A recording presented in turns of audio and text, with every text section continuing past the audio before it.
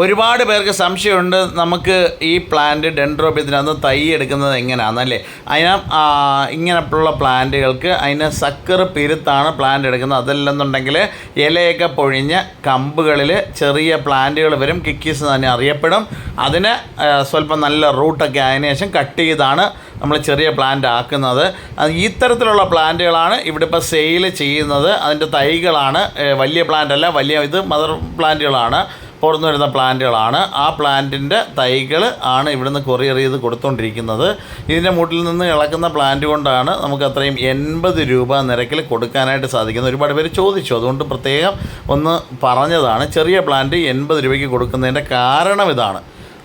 ബൾക്കായിട്ട് വലിയ വില കൊടുത്ത് വലിയ പ്ലാന്റുകൾ മേടിക്കാതെ ചെറിയ പ്ലാന്റുകൾ വളർത്തിയെടുക്കുന്ന ആളുകൾക്ക് നല്ലതാണ് ഇത്തരത്തിലുള്ള ചെറിയ പ്ലാന്റുകൾ. ഇപ്പോൾ മരമൊക്കെ ഉണ്ടെന്നുണ്ടെങ്കിൽ ഒരുപാട് പ്ലാന്റുകൾ മേടിച്ച് വലിയ എമൗണ്ടിന് കൊടുക്കേണ്ട കാര്യമില്ല. നമ്മൾ നിൽക്കുന്ന നമ്മളെ നഴ്സറിയിലാണ്, കുമാർ നഴ്സറിയിൽ 2-ാം കുറ്റി ശാരദ കല്യാണ മണ്ഡപത്തിനടുത്തുള്ള നഴ്സറിയാണ്. വരുന്ന സമയത്ത് വന്ന് കാണാനായിട്ട് ശ്രമിക്കണം. കൊല്ലത്തോട്ടൊക്കെ വരുന്ന സമയത്ത്. അതേപോലെ തന്നെ നമ്മൾ ഓർക്കിഡ് കുറേ പേർക്ക് കൊറിയറെല്ലാം സെറ്റ് ചെയ്ത 2-3 ദിവസം കൊണ്ട് നല്ല കിട്ടില്ല മഴയാണ്. തണ്ട് കണ്ടില്ല, മൂടി പുതച്ച് കിടക്കുകയാണ്.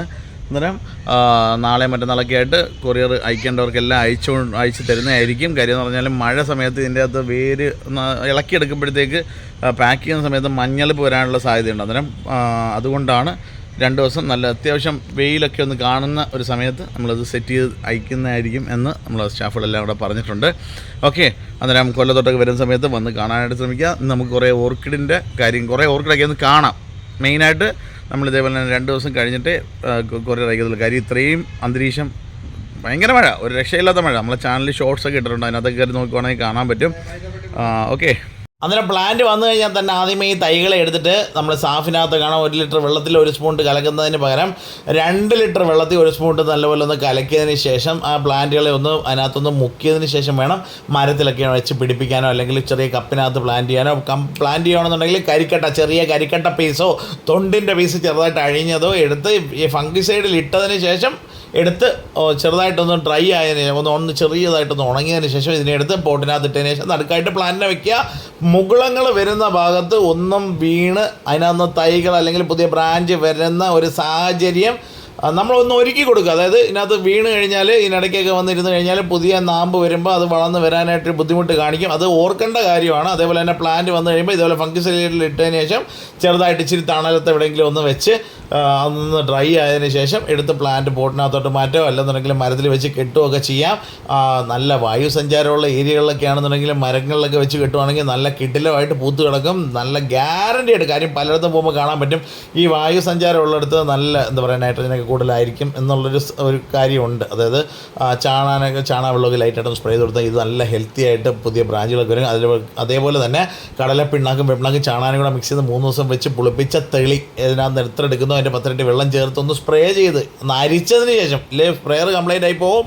അരിച്ചതിന് ശേഷം ലൈറ്റായിട്ടൊന്ന് സ്പ്രേ ചെയ്ത് കൊടുത്തു കഴിഞ്ഞാൽ അതിൻ്റെ ഒരു ഗുണം പറഞ്ഞറിയിക്കുന്നതിലും അധികമാണ്. അതേപോലെ തന്നെ NPK മിക്സർ പൂക്കാൻ വേണ്ടിയിട്ടുള്ളത് മാത്രം കറക്റ്റായിട്ട് മാസത്തിലൊരിക്കൽ കൊടുത്ത് പോവുക. അത് കറക്റ്റ് ഇന്ന് കൊടുക്കുകയാണെന്നുണ്ടെങ്കിൽ അടുത്ത മാസം അത് കറക്റ്റായിട്ട് കൊടുക്കുക.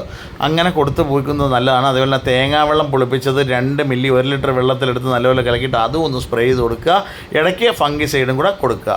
ഇത്രയും കാര്യം ചെയ്തു കഴിഞ്ഞാൽ നിങ്ങളെ വീട്ടിലുള്ള ഓർക്കിഡ് കിടുക്കാച്ചിയായിട്ട് വളർന്നു കിട്ടും. അത് ഗ്യാരണ്ടി ആയിട്ട് പറയാൻ പറ്റും. ഇത്രയും കാര്യങ്ങൾ പക്ഷേ നിർബന്ധമായിട്ട് നിങ്ങൾ ചെയ്തിരിക്കണം. ഓക്കെ, അതേപോലെ നിങ്ങൾക്ക് എന്തെങ്കിലും ചെറിയ സംശയങ്ങളുണ്ടെങ്കിൽ അറിയിക്കുക. അതേപോലെ തന്നെ ഏറ്റവും പ്രധാനപ്പെട്ട കാര്യം മറന്നുപോയി, കീടങ്ങളെ ഒഴിവാക്കാനായിട്ടുള്ള എന്തെങ്കിലും ഒരു കീടനാശിനി, ഇന്നതൊന്നുമല്ല, എന്തെങ്കിലും ഒരു ചെറിയ കീടനാശിനി എടുത്ത് 3 മില്ലി 1 ലിറ്റർ വെള്ളത്തിലെടുത്ത് സ്പ്രേ ചെയ്ത് കൊടുക്കുക. ഈ വീഡിയോ നിങ്ങൾക്ക് ഏവർക്കും ഇഷ്ടപ്പെട്ട് കാണുമെന്ന് വിശ്വസിക്കുന്നു. ഇതേപോലുള്ള നല്ല നല്ല വീഡിയോകൾ വീണ്ടും കാണാനായിട്ട് നമ്മളെ ചാനൽ സബ്സ്ക്രൈബ് ചെയ്യുക. ആദ്യമായിട്ട് കാണുകയാണെന്നുണ്ടെങ്കിൽ മാക്സിമം നിങ്ങൾ കൂട്ടുകാരിലേക്ക് കൂടി എത്തിക്കാനായിട്ട് ഇത്രയും ഒരുപാട് വിവരങ്ങൾ കിട്ടുന്ന ചാനലാണ്. അന്നേരം അതും കൂടെയൊക്കെ ഒന്ന് കാണുക. ഒരുപാട് വീഡിയോസ് അപ്ലോഡ് ചെയ്തിട്ടുണ്ട്, അതെല്ലാം കാണാനായിട്ട് ശ്രമിക്കുക. അന്നേരം എല്ലാവർക്കും ഒരിക്കൽ കൂടി ഹൃദയം നിറഞ്ഞ നന്ദി. Okay, thank you.